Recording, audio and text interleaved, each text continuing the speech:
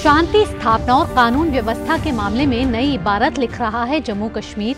केंद्र सरकार ने सुप्रीम कोर्ट को दी जानकारी। कहा 2018 की तुलना में 2023 में आतंकी वारदातों में 45.2% की आई कमी। 90% कम हुई घुसपैठ की घटनाएं, खत्म हुई पत्थरबाजी। विदेश मंत्री डॉक्टर एस जयशंकर ने कहा, चांद पर भारत की कामयाबी को सराहा रही है पूरी दुनिया। भारत की G20 अध्यक्षता और उसके वैश्विक प्रभाव पर आयोजित सम्मेलन में विदेश मंत्री का संबोधन।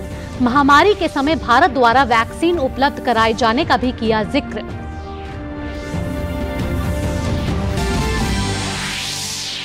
पीएम पद को लेकर मची खींचतान के बीच INDIA गठबंधन की आज से मुंबई में 2 दिवसीय बैठक के लिए नेताओं का मुंबई पहुंचना शुरू।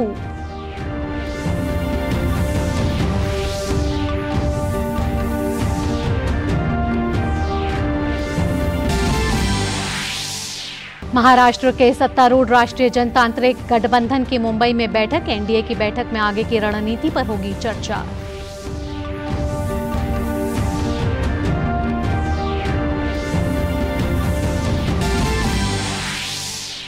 राष्ट्रपति द्रौपदी मुर्मू का छत्तीसगढ़ का 2 दिवसीय दौरा। राष्ट्रपति ने रायपुर में जगन्नाथ मंदिर के किए दर्शन।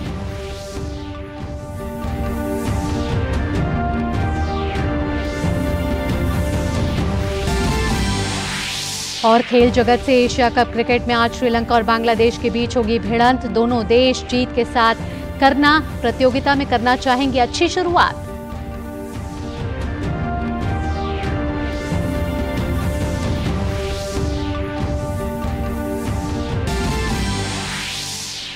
और साल के अंतिम ग्रैंड स्लैम यूएस ओपन में जोकोविच, इगा स्वियातेक और कोको गॉफ ने तीसरे दौर में किया प्रवेश। विश्व नंबर 5 खिलाड़ी सित्सिपास हारकर प्रतियोगिता से हुए बाहर।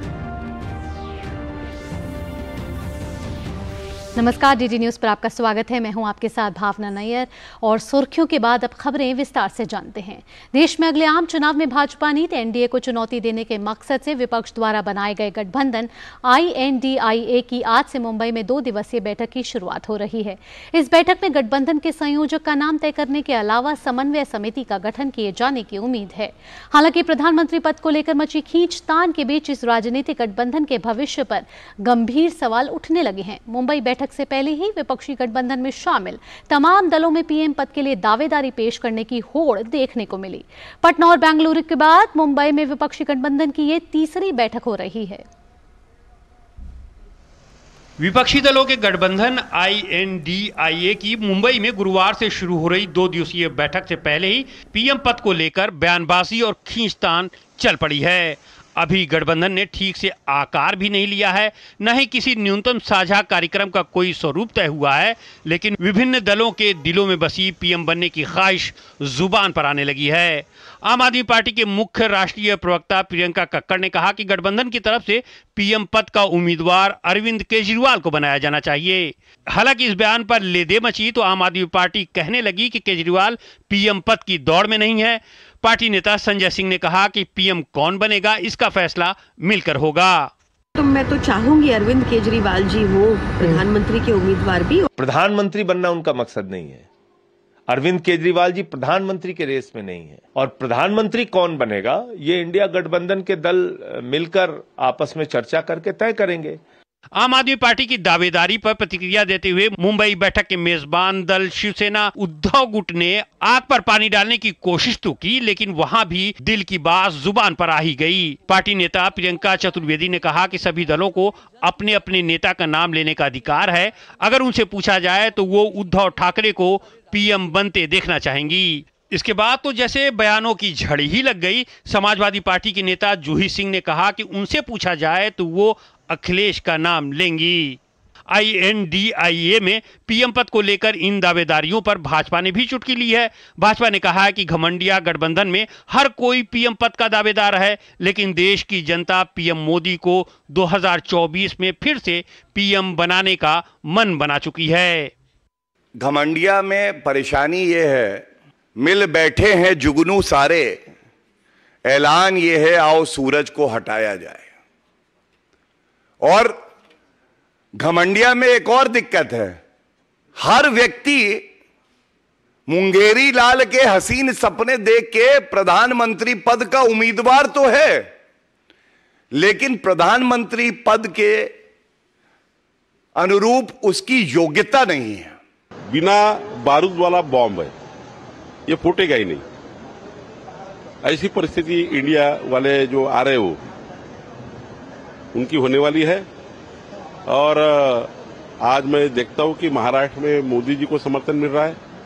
वहीं विपक्ष की गोलबंदी के प्रयासों को बुधवार को एक और झटका लगा। बहुजन समाज पार्टी ने आगामी लोकसभा और 4 राज्यों में विधानसभा चुनाव अकेले लड़ने का ऐलान कर दिया। बसपा प्रमुख मायावती ने विपक्षी गठबंधन पर वार करते हुए कहा कि अगर बसपा इनके साथ ना जाए तो ये तरह तरह के आरोप लगाने लगते हैं। मायावती ने एक्स पर पोस्ट किया कि बीएसपी से गठबंधन के लिए यहां सभी आतुर, किंतु ऐसा न करने पर विपक्षियों द्वारा खिसियानी बिल्ली खंबा नोचे की तरह भाजपा से मिली भगत का आरोप लगाते हैं। इनसे मिल जाए तो सेकुलर और ना मिले तो भाजपाई। ये घोर अनुचित है तथा अंगूर मिल जाए तो ठीक वरना अंगूर खट्टे हैं की कहावत जैसी है। विपक्षी दलों के गठबंधन की मुंबई में होने जा रही बैठक में संयोजक की नियुक्ति को लेकर भी चर्चा हो सकती है। खबरों की माने तो बिहार के मुख्यमंत्री नीतीश कुमार संयोजक पद पर नजरें जमाए हुए हैं। हालांकि नीतीश पहले कह चुके हैं कि उन्हें किसी पद से लेना देना नहीं है, जबकि कांग्रेस की ओर से राहुल गांधी और मल्लिका अर्जुन खड़गे का नाम उछाला जा रहा है। इस बीच राजद प्रमुख लालू प्रसाद यादव ने कहा है कि संयोजक कौन बनेगा इसका फैसला बैठक में होगा। Bureau report, DD news. वहीं मुंबई में विपक्षी गठबंधन की बैठक के जवाब में आज एनडीए की बैठक भी होने जा रही है। गौर करने वाली बात यह है कि दोनों गठबंधन की ये बैठक मुंबई में हो रही है। एनडीए की बैठक में आगे की रणनीति पर चर्चा होने की संभावना है। इस बैठक में महाराष्ट्र के मुख्यमंत्री और शिवसेना से एकनाथ शिंदे और भारतीय जनता पार्टी और एनसीपी के अजीत पवार मुख्य रूप से उपस्थित रहेंगे। मुंबई में एनडीए की बैठक में नव नियुक्त उप मुख्यमंत्री अजीत पवार और उनके एनसीपी गुट का स्वागत किया जाएगा।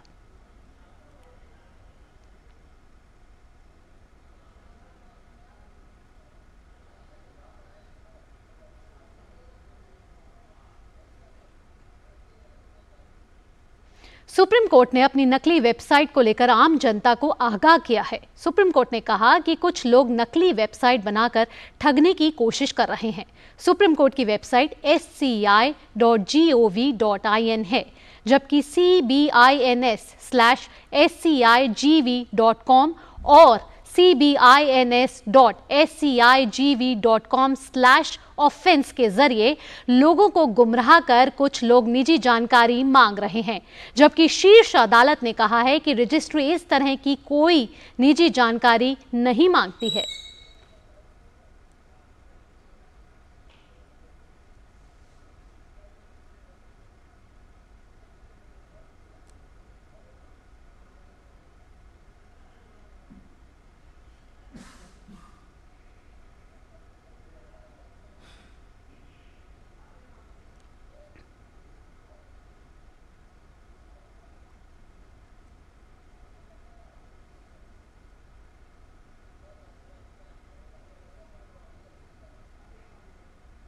और विपक्षी गठबंधन इंडिया पर मुंबई में हो रही बैठक में भारतीय जनता पार्टी के प्रवक्ता संबित पात्रा ने आज विपक्ष पर हमला बोलते हुए कहा कि विपक्ष के पास न नीति है, न नेता है और न नियत।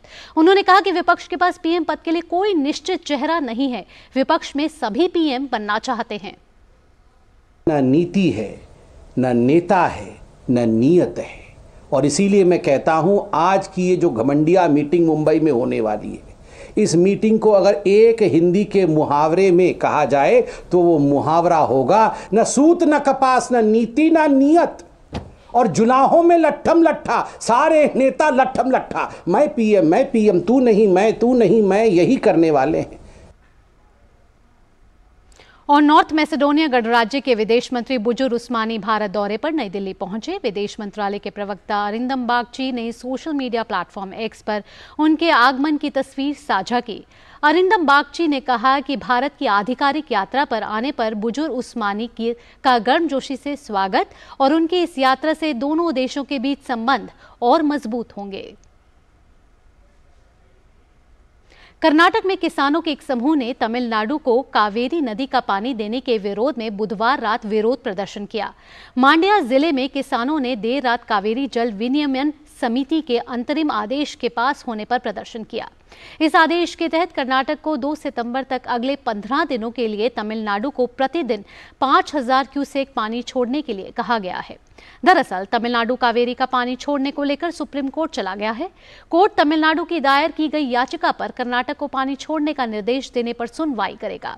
वहीं कर्नाटक के मुख्यमंत्री सिद्धारमैया ने कहा है कि हम पानी छोड़ने का जोखिम नहीं उठा सकते, क्योंकि पानी छोड़ने से जलाशय खाली हो जाएंगे और पीने के पानी की किल्लत हो जाएगी।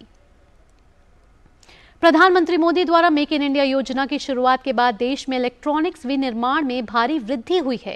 केंद्रीय संचार, इलेक्ट्रॉनिक्स और आईटी मंत्री अश्विनी वैष्णव ने बताया कि पीएलआई योजना के तहत 32 कंपनियों ने पंजीकरण करवाया है और इस योजना के माध्यम से 75,000 प्रत्यक्ष रोजगार के अवसर पैदा होंगे।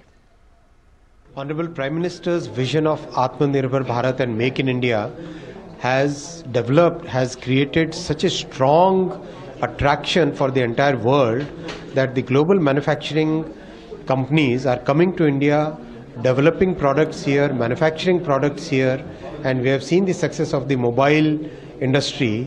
32 companies have applied for manufacturing in India from Make in India under the PLI 2.0 scheme for IT hardware. We are very overwhelmed by the response. It's a very good response. Practically every large company will start manufacturing laptops, PCs and servers in India, and this is going to make a huge difference. और तेलंगाना सरकार ने राज्य में भूमि अभिलेखों के लिए online portal धरणी शुरू किया था, लेकिन पोर्टल में कई खामियां होने के कारण प्रदेश भर के किसान काफी परेशान हैं। इसकी जमीनी हकीकत क्या है, इसकी पड़ताल की डीडी न्यूज की टीम ने। आइए देखते हैं हमारी ये खास रिपोर्ट। तेलंगाना के किसानों की जमीन को ऑनलाइन करने के लिए प्रदेश सरकार ने साल 2020 में धरणी पोर्टल का शुभारंभ किया था, जिसको लेकर सरकार ने दावा किया था कि यह पोर्टल किसानों की जीवन शैली में क्रांतिकारी बदलाव लाने के लिए मील का पत्थर साबित होगा और किसानों तक सरकार की योजनाएं आसानी से पहुंच सकेंगी। लेकिन हुआ इसका ठीक उलट। आज 2 साल से अधिक समय बीत जाने के बाद भी तेलंगाना के किसान इस पोर्टल को लेकर काफी परेशान हैं। इसकी पड़ताल के लिए डीडी न्यूज की टीम हैदराबाद से 60 किलोमीटर दूर मुख्यमंत्री के विधानसभा क्षेत्र गजवेल पहुंची, जहां किसानों से बात करने पर पता चला कि राज्य भर में हजारों किसान धरणी पोर्टल में हो रही अनियमितताओं के चलते दर बदर भटकने के लिए मजबूर हैं, जिसमें किसानों के गलत ब्यौरा होने की वजह से किसानों को अपनी जमीन का सही ब्यौरा दर्ज कराने के लिए सरकारी दफ्तरों के चक्कर लगाने पड़ रहे हैं। गुरुड़ संजय रेड्डी पेड़ में ये धरनी की वजह से पूरा तकलीफ आ रही है हमारे को। अब मेरे पास 1 ही एकड़ है, ये जीवनाधार मेरा इसमें ही चल रहा है। ये सरकार आने के बाद मेरे को ये हालत हो गए, ये भी एकड़ नहीं है तो हम लोग जीना मरना एक ही है। इसको कम से कम इसको बदलना चाहिए, लेकिन इससे फायदे से ज़्यादा हमारे को तकलीफ ही ज़्यादा हो रही। 15 गुंटल है मेरे पास, 1.5 एकड़ में इसमें मेरा जीवनाधार चलता है। मेरा बाल बच्चों का पालन पोषण भी इसमें होता है। अभी दूसरों के नाम पे हो गए, दूसरा आके मेरे जमीन है बोल के बोल रहे। ये धरने के वजह से पूरा ये दिक्कत ही आ रही। सर्व नंबर मैं कहाँ जाऊँ? मी सेवा में गया, मंडल ऑफिस में गया, सरकारी दफ्तरों में गया, हर एक जगह बोल रहे इधर आए तो उधर जाओ, वो 10 पेपर उधर है बोल के, उधर है इधर है बोल के जाओ बोल रहे, लेकिन अभी तक कुछ भी नहीं है। वहीं राज्य के लोगों का कहना है कि तेलंगाना सरकार ऑनलाइन पोर्टल धरणी के जरिए किसानों की जमीन हड़पने का काम कर रही है। यहाँ पे हैदराबाद आईटी हब है, यहाँ पे दुनिया के जाने माने बड़े बड़े आईटी कंपनीज है, और ये जो धरणी का सॉफ्टवेयर बना है ये इतना खराब और फालतू सॉफ्टवेयर है जो वांटेडली खराब है, जो इसका कोई परमिशन नहीं रहता। सिर्फ इसका बटन, किसका ज़मीन हड़पना है, किसका ज़मीन छोड़ना है, किसको प्राइवेट करना है, किसको मैपिंग में जो ऑनलाइन उसको ख़राब करना है, सारे कंट्रोल वो केसीआर और केटीआर के ऑफिस से ही चलता है पूरा। वहीं भाजपा का कहना है कि सरकार किसानों के मुद्दों को हल करने के बजाय उन्हें परेशान करने के लिए धरणी का इस्तेमाल कर रही है, जिससे उन्हें अपनी जमीन के समाधान के लिए ऑफिसों के चक्कर लगाने के लिए मजबूर किया जा रहा है। ये धरनी के नाम पर जो स्कीम लाए गए और वो गरीबों के, खासकर गाँव में रहने वाले किसानों का लैंड्स और डिस्प्यूटेड लैंड के नाम पर जब्त किया गया। इसके कारण से लाखों किसान आज कोर्ट में जाना पड़ रहे हैं। हाँ, किसान आज सुसाइड कर रहे, किसान परिवार ना बैंक लोन मिलता है, ना क्रॉप लोन मिलता है, ना कोई लैंड डिस्प्यूट रहने के कारण बहुत परेशान है लाखों लोग। इसके विषय पर बहुत बड़ा आंदोलन किसान तेलंगाना में चला रहे हैं। इस पोर्टल का प्रबंधन तेलंगाना सरकार के राजस्व विभाग द्वारा किया जाता है। पोर्टल की खामियों की वजह से यहाँ के किसान केंद्र सरकार की विभिन्न योजनाओं का भी लाभ लेने से महरूम हो रहे हैं। जिस धरनी पोर्टल को तेलंगाना सरकार किसानों की जीवन शैली में क्रांतिकारी बदलाव और मील का पत्थर करी है, उसकी ज़मीनी हकीकत तो ये है कि तेलंगाना के हजारों किसान आज अपनी ज़मीन से बेदखल हो गए हैं। कैमरामैन शैलेंद्र चौहान के साथ मैं उर्मिलेश भट्ट, डीडी न्यूज़ तेलंगाना। और अब खबर अमरनाथ यात्रा से जुड़ी हुई। 1 जुलाई से शुरू हुई अमरनाथ यात्रा का आज अंतिम दिन है। बाबा बर्फानी की गुफा में आज साल की अंतिम आरती की गई। हर साल की तरह इस साल भी अमरनाथ यात्रियों की संख्या ने पिछले सभी रिकॉर्ड तोड़ दिए। देश के विभिन्न हिस्सों से आए लगभग 4.5 लाख तीर्थ यात्रियों ने अमरनाथ मंदिर में प्राकृतिक रूप से बने बर्फ के शिवलिंग के दर्शन किए हैं। इस साल की सफल अमरनाथ यात्रा के लिए के प्रशासन द्वारा व्यापक इंतजाम किए गए थे। बाबा बर्फानी की साल की अंतिम आरती में सैकड़ों की संख्या में श्रद्धालु शामिल हुए। और अब बुलेटिन में देखते हैं G20 से जुड़ी खबरें।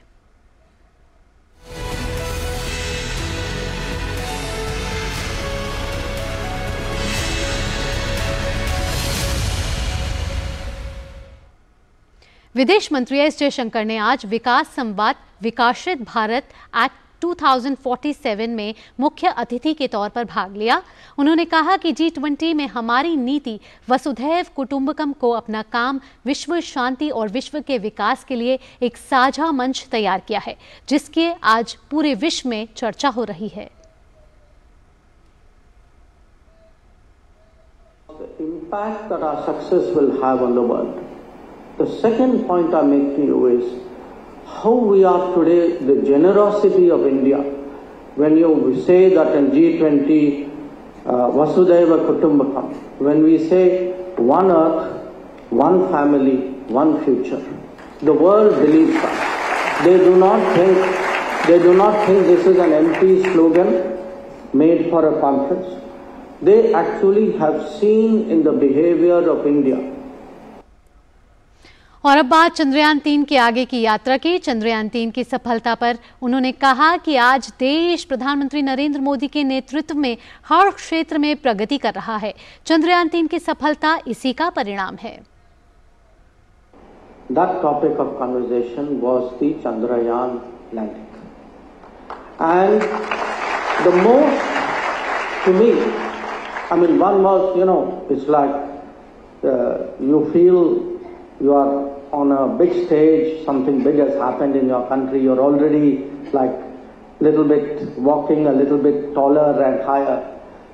But the greatest satisfaction for me that day was this sense from all the leaders that India has done it, but we, the leaders of Africa, of Latin America, of Asia, we also see this as something as motivating, as it is your success, but we also feel somewhere it is our success.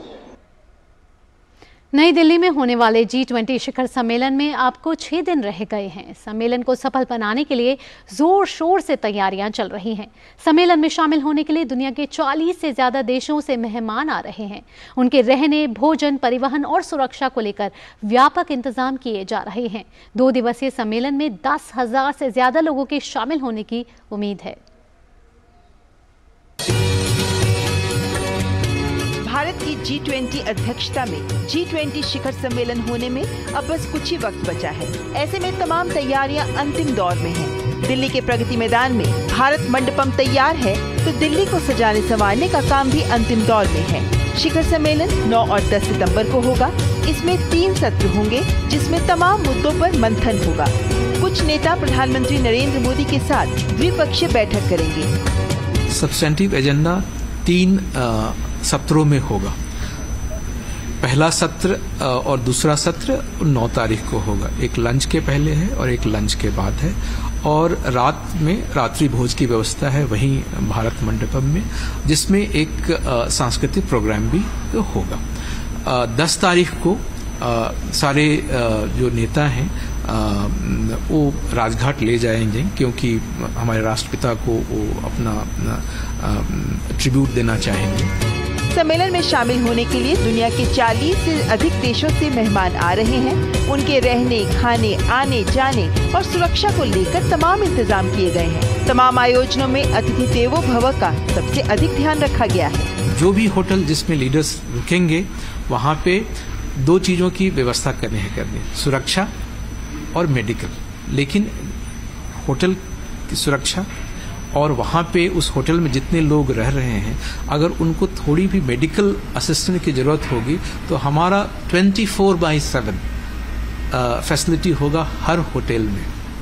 इसके बाद traffic management की बात होती है और दर्शकों को पता है कि 8, 9, 10 3 दिनों छुट्टी होगी। इस दौरान 8 से 10 हजार लोग दिल्ली आ रहे हैं। विदेशों के साथ ही राज्यों से भी लोग आएंगे। सुरक्षा के व्यापक इंतजाम किए गए हैं। 8 से 10 हजार लोग यहाँ आएंगे और इसकी पूरी तैयारी चल रही है। 40 से ज्यादा तो प्रतिनिधि मंडल है, उनके साथ सिक्योरिटी कंपोनेंट होता है, एयर क्रू होता है, 2500 से 3000 से ज्यादा मीडिया के मित्र आते हैं। उनको किस तरह की सुरक्षा की व्यवस्था की जाएगी और इसमें दिल्ली पुलिस की रिस्पॉन्सिबिलिटी है। उसमें कई और एजेंसीज भी लगे हुए हैं, लेकिन दिल्ली पुलिस फ्रंट पे है। 9 सितंबर को गाला डिनर होगा।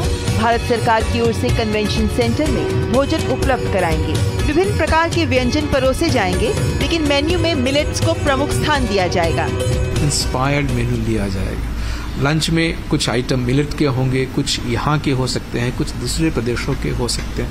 तो हम चाहते हैं कि डेलीगेट्स और जो फॉरेन मीडिया है वो हमारी विविधताओं को, जो पाक कला में विविधताएं हैं उसको फील कर सकें और उसका आनंद ले सकें। सरकार इस दौरान दोहरा एजेंडा पेश करेगी। एक और भारतीय संस्कृति, शिल्प और व्यंजन का प्रदर्शन होगा, तो साथ ही डिजिटल क्षेत्र में प्रगति का भी प्रदर्शन किया जाएगा। सरकार दुनिया के सामने भारत का आधुनिक चेहरा प्रदर्शित करेगी। एक विशेष क्राफ्ट बाजार होगा, जिसमें विभिन्न राज्यों और केंद्र शासित प्रदेशों के शिल्प का प्रदर्शन किया जाएगा। अतिथियों के लिए मेडिकल व्यवस्था के भी पूरे इंतजाम हैं, तो ट्रैफिक के लिए भी व्यापक इंतजाम किए गए हैं। सुरक्षा और प्रोटोकॉल के कारण दिल्ली में कुछ पाबंदियां लगाई जा रही हैं और ये सुनिश्चित करने के प्रयास किए जाने चाहिए कि जनता को कम से कम असुविधा हो। निर्देश दिया गया है कि शहर में आवश्यक सेवाएं प्रभावित नहीं होनी चाहिए। जनता के लिए यातायात परामर्श पहले ही जारी किया जा चुका है। Bureau report, DD news.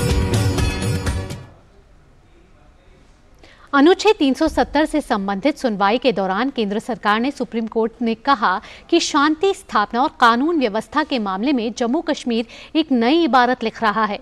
केंद्र सरकार की ओर से सॉलिसिटर जनरल तुषार मेहता ने बताया कि 2018 की तुलना में 2023 में आतंकी वारदातों में 45.2% की कमी आई है। घुसपैठ की घटनाओं में 90% कमी हुई है और पत्थरबाजी खत्म हो चुकी है। सॉलिसिटर जनरल तुषार मेहता ने कहा कि सरकार जम्मू कश्मीर में किसी भी वक्त चुनाव कराने को तैयार है। उन्होंने कहा कि वोटर लिस्ट करीब करीब तैयार हो चुकी है और राज्य निर्वाचन आयोग और केंद्रीय चुनाव आयोग इस बारे में फैसला लेंगे। उन्होंने कहा कि डिस्ट्रिक्ट डेवलपमेंट काउंसिल के चुनाव पहले ही हो चुके हैं, अब जल्द ही पंचायत चुनाव कराए जाएंगे। तुषार मेहता ने बताया कि लेह हिल डेवलपमेंटल काउंसिल के चुनाव भी हो चुके हैं और करगिल के ये चुनाव सितंबर में होंगे। एसजी तुषार मेहता ने कहा कि 3 चुनाव अभी होने बाकी हैं। पहले पंचायत के चुनाव होंगे, फिर म्यूनिसिपैलिटी इलेक्शन, उसके बाद विधानसभा चुनाव होंगे।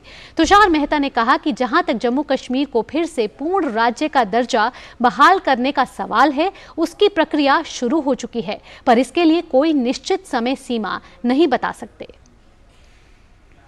और भाई और बहन के प्यार भरे रिश्ते को धागे की डोर से और मजबूत बनाने का त्योहार है रक्षाबंधन। रक्षाबंधन का त्योहार श्रावण मास की पूर्णिमा को मनाया जाता है। यह त्योहार भाई बहन के अटूट प्रेम को समर्पित है और इस त्योहार का प्रचलन सदियों पुराना बताया गया है। दुनिया भर में भारतीय यह पर्व हर्षोल्लास के साथ मना रहे हैं। भाई बहन के प्रेम का पवित्र त्योहार रक्षाबंधन हर साल सावन मास की पूर्णिमा की तिथि को मनाया जाता है। रक्षाबंधन के दिन बहनें अपने भाई की कलाई पर राखी बांधती हैं और उनकी सुख शांति लंबी आयु की कामना करती हैं। भाई भी अपनी बहन की रक्षा करने का प्रण लेते हैं। और दक्षिण अफ्रीका के जोहान्सबर्ग शहर में आग लगने से 50 से अधिक लोगों की मौत आने की खबर है। मरने वालों की संख्या बढ़ भी सकती है। इस घटना में 40 से ज्यादा लोग घायल हैं, जिन्हें अस्पताल में भर्ती कराया गया है। यह घटना जोहान्सबर्ग के सेंट्रल बिजनेस डिस्ट्रिक्ट में हुई।